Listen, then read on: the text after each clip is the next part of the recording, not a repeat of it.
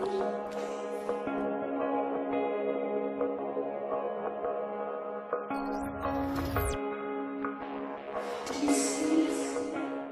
going on, guys? It's Dan here. Welcome to another episode of the Dan Key Review. Today we are talking about the Testament of Sherlock Holmes. I guess this is a long-running series. To be honest, I never really followed these games from this developer anyway, and it was pretty big at E3, so I decided to take a look at it, mainly due to a request from you guys. But before we get into that, let's go to the summary here. Testament of Sherlock Holmes is available on PS3, Xbox 360, and the PC. It is an open-world adventure, like detective style.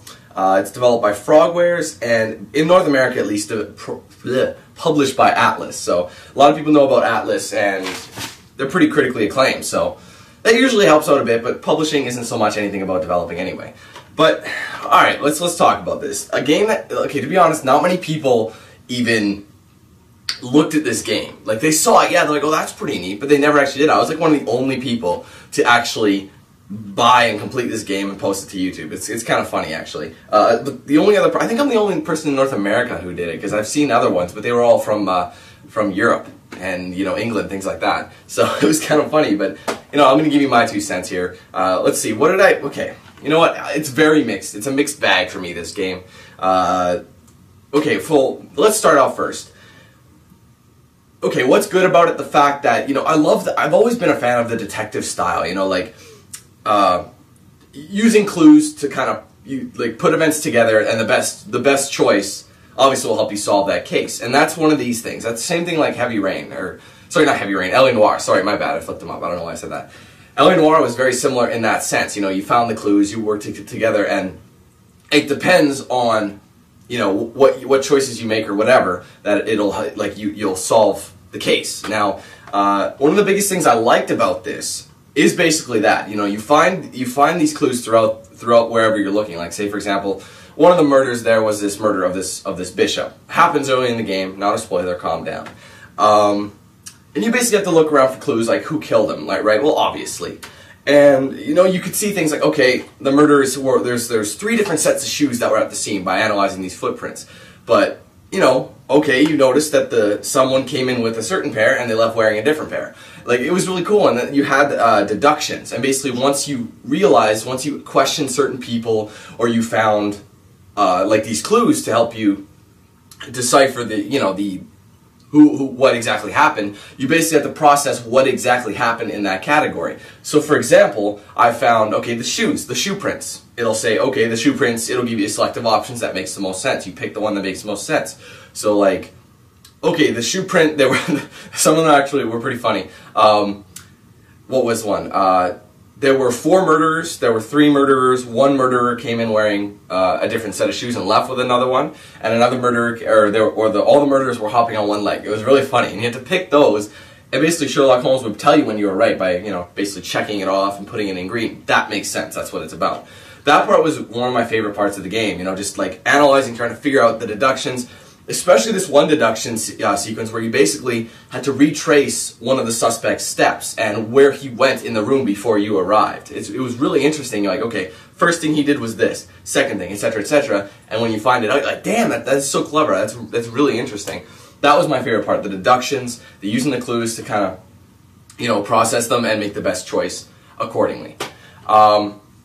Another thing I really liked about this game, now a lot of you may not seem that way if you watched my run through of the game, was there were a lot of puzzles in this game, and I'm not just talking about little tiny puzzles here and there. They were challenging puzzles, and the thing is, if you get a game like this and it's based around puzzles, that's what you want. You don't want to have like an easy, like, okay, you know what, this is dumb. I don't want to play this game anymore, this puzzle's too hard. No, you get a game like this, you want the challenge.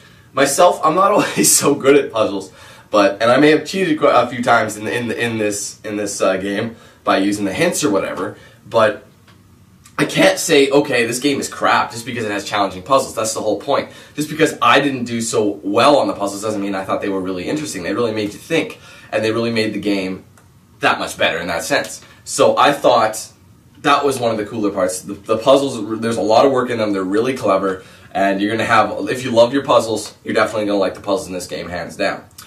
Okay, now that's pretty much okay, let's just say one more thing. One more thing. The story for this game is pretty crazy. Okay, there are certain points, and you're left there like in awe, like what happened there? Are you kidding me? Like, you know, just crazy reactions. You just like feel, you're like, what the hell? You know, very similar to some, like, you develop the relationships with these characters, and then you're just hit with something else and completely, right? And that's basically the climax of the story. Okay, it was a really solid up to that. Now I want to put that as a positive because it was really, really great in terms of that. Okay.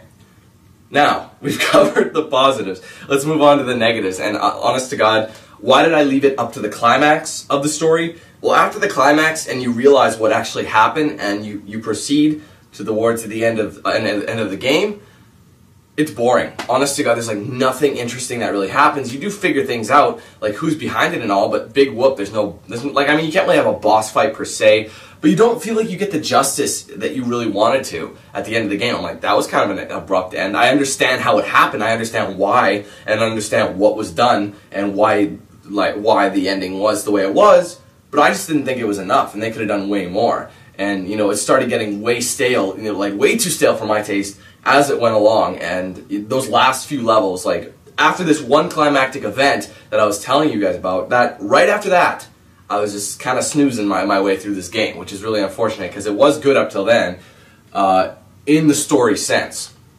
So the ending and the last like, because you have like, I don't know if you guys know anything about in school they teach you the story progression. You got rising action, denouement, falling action, all that crap. I don't remember the order anymore because I've been done with school for a while. But anyways, you understand that whole premise. Basically, falling action, just falling action. There's no denouement, there's no ending, there's no real resolve, at least from my standpoint. So just done. That's it. So that's my whole thing with the end of the story. The first bit right up to the climax was like really good, really, really interesting. You're like in shock, but then afterwards, you're done. Wow. That was stupid. You know, I felt like, wow, why did I waste my time getting all excited and freaking out for this climax when all of a sudden, you know, it's done. So unfortunately, the story was kind of bad towards the ending, just the way they ended it and put it away.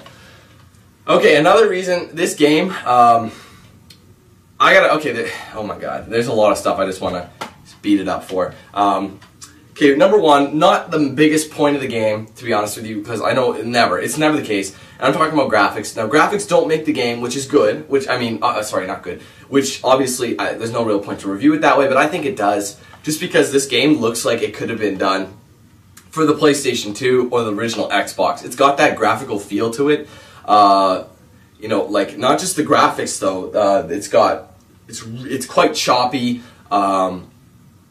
I encountered a bug in the very first level. I don't know if you guys remember that, but once I finished my little tutorial case or whatever, I came back to Holmes' apartment, and in that apartment, it was nothing but white, and I couldn't see anything. Like, you couldn't move out, you couldn't do anything. And I even reset the console, I did all this stuff until eventually it refreshed the colors and the textures of the room. But for some reason, I encountered a lot of bugs like that. Like, that was kind of a game ender, because you couldn't talk to Watson like you were supposed to without it, and that thing just got in the way. You know, I was like, what? Are you serious already? Things like that. Now that I can overlook. All that stuff I can overlook. The graphics and a few game bugs. One of the most annoying things about this game, and honestly you will like be frustrated as hell when you're doing it, the movement, like the character control and movement is so horrible. Like, I'm talking, this is like the worst thing I've ever done. Or ever played in terms of a character control. For example, you could be walking forward, right? Sometimes for some bizarre reason, Buddy will all of a sudden just go, whoa, and then spin around again, and he's just going everywhere. You're just like, no, I want to go in the door. And you try and aim for the door, and he turns to the other way again.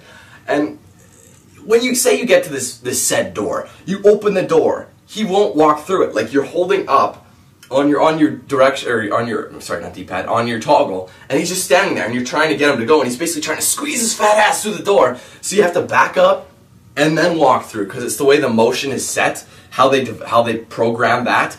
It's so bad. Like, honest to God, like when you're trying to reach a clue sometimes, and you can't because it's in a weird place, and he'll like turn around and go somewhere else. You're like, what the hell are you doing? You know, it was just the most annoying control scheme. And I'm not talking about once or twice. The entire game was like that. Horrible programming in terms of the control, the response from the controller, you know, the feel of it. Once you got going, obviously it wasn't too bad. You kind of got used to the controls, but even then, like, you're just trying to get into this damn doorway and you can't do it, you know? And especially if you were on a time limit. There were time limit segments and you had to reach a certain thing before the time ran out, or obviously you'd fail. And, you know, when you're running into these little things, you just can't reach it. You know, you're just done with the game. At least that's how I felt. So, you know, there really isn't too much to say about this game. Longevity, it's pretty long, but the problem with this is, because it's longer, you get kind of tired of it. To be honest with you, because of all these problems, you get tired of the game, and you just don't feel like you want to play it anymore. Just because these, like, honestly, that one movement thing, the movement was the biggest thing for me. I was so done, man. I lost it so many times because of this. And, you know, you're trying to just move a simple action, and he's just, like, basically, he needs to be checked into the mental institution here, you know? It's so irritating. So, I don't really have anything else to say more about this game. Like, in terms of a summary, though, like, let's just look back, you know. The game is really entertaining up to the point where you reach that climactic event, really interesting.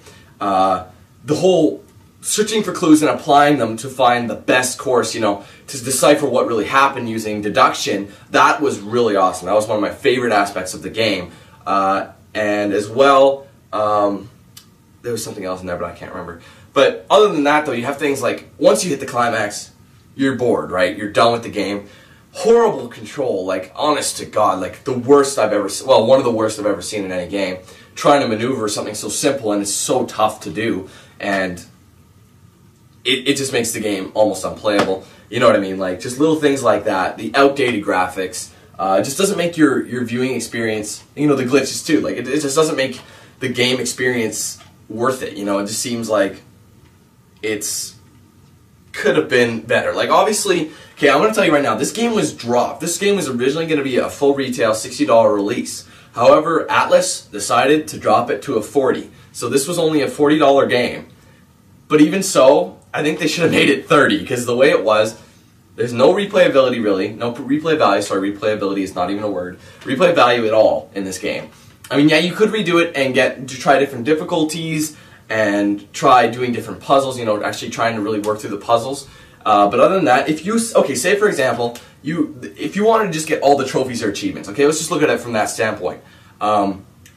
You could potentially get all the trophies or achievements on the first run through. By playing it on the hardest difficulty, getting actually I don't even think there's a trophy or achievement for playing it on the hardest difficulty. I didn't look into it because I didn't really care. But you get a trophy or achievement for every time you actually solve a puzzle on your own without hints or anything like that. So if you knew what you were doing with the puzzle, you could just do that and you pretty much have everything, and there's really no reason to play it again. So unfortunately, the replay value is really low in this game, you know, and because of even if it was high, you wouldn't want to, just because of all the little things that make it unbearable, just about. So, Testament of Sherlock Holmes, I was caught between what to rate this thing. It was entertaining, but I felt like it was kind of a chore to play it at a lot of times, and it's really unfortunate when you say that, because they try to put so much work into these games. They give them such a huge feature, you know, they just like push them out in E3, you know, they give it this crazy hype, and you're given this. So, I still don't know what I'm going to rate it. I was caught between two, but I've decided I'm going to give Testament of Sherlock Holmes a 5.5 out of 10. Originally going to give it a 6, but you know what? The more I thought about it, the more I know it doesn't deserve that. It's run-of-the-mill. It's pretty average game. Obviously, if you like detective games, you like the puzzles. That's a main thing for you. You love the puzzles that really make you scratch your head. Obviously, I'd pick this up because it is a lower price. It's $40.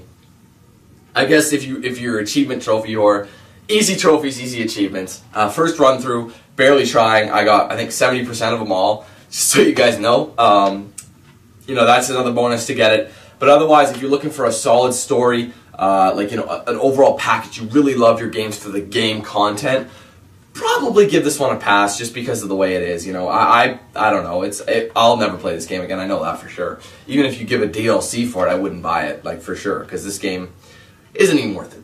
So that's it for this episode of the Dank Review. I hope this allowed you guys to get an idea for this game, because a lot of people didn't know, because nobody played it, no one really reviewed it. There's not even many reviews on the game.